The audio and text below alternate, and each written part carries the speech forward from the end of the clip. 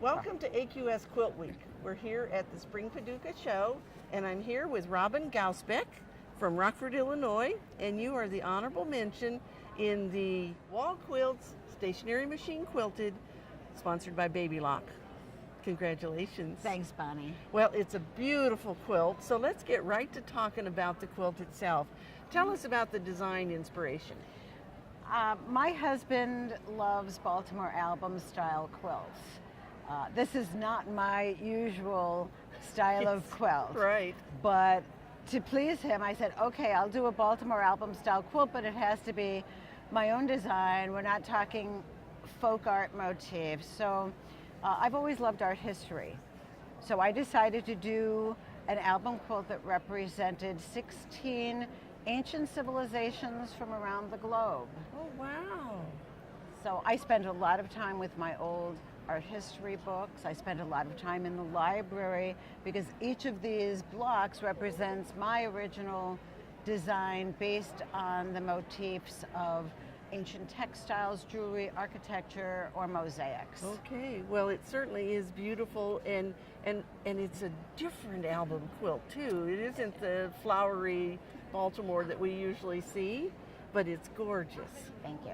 Well, and so in looking at your fabric here, I can see that you've used something that's kind of shiny on some of them, and so what's that? That is Robert Kaufman Radiance fabric, which is a blend of cotton and silk, and I love it, and it's been discontinued. And I know a lot of quilters are hoarding it when they can find it now, yes. too. Well, then I see some here that almost looks like suede, but it isn't suede, is it? No, that's all cherry wood hand-dyed fabric.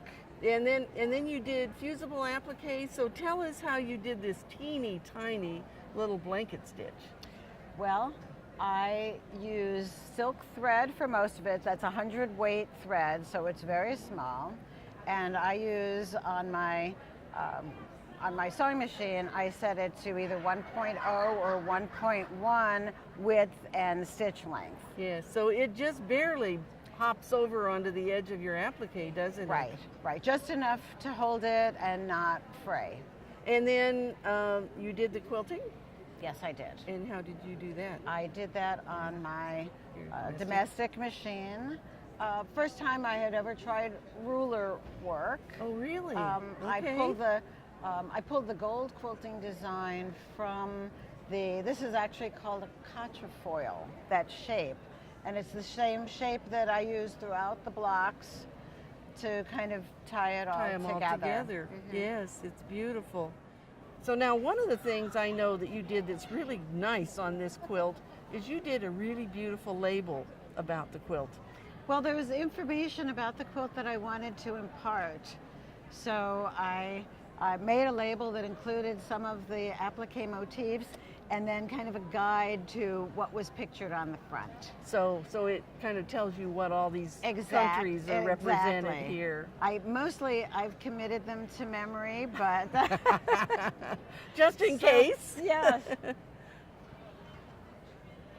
So here I picked out some of the designs from the quilt, and then I have each of the ancient civilizations that are represented by the blocks. All over the globe, every continent except for Antarctica. Well, and then I see that you've done something fun on the edge of your quilt. Sometimes we see a lot of that, and sometimes we don't see very much. This year we only saw a few quilts that had a decorative stitch on the binding. So when you do that, do you sew that on there as you're making the binding? Yes, I make the binding, I starch it quite heavily to stabilize it, and then I just run it through one of the decorative stitches on my machine. Sometimes I'll use 2 different decorative stitches or variegated thread to give it a different look. It's something that I tried about 5 years ago for the first time, and I really like the way it completes the quilt.